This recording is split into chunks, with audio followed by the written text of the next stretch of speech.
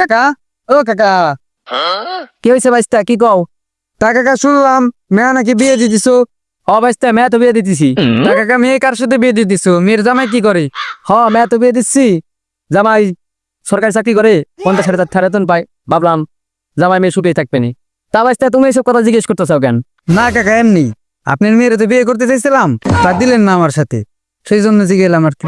তা আমি তো তোমার আগেই কইছি ও টিকটকের সাথে মেয়ে বিয়ে দিব না।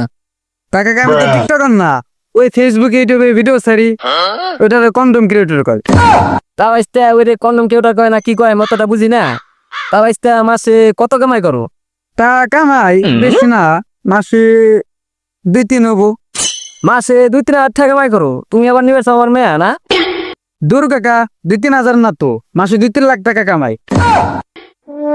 মাসে 2-3 লাখ টাকা কামাই করে? ওরা তো আমার মেয়ে বিয়ে দিলি তো কামে লাগতো। কার হাতে বিয়ে ঠিক করছি? ও কাকা কি এলো? ওই বাইস্তা কিছু না কিছু না। তা বাইস্তা কখন বিয়ে করবা? আমার ম্যারেজ চলো চলো এখনই যাই আমরা। আসো আসো আসো বাইস্তা বাইস্তা বাইস্তা তুই যে বাড়ি আসো আসো আসো। तुझे देखा तो ये जाना सनम।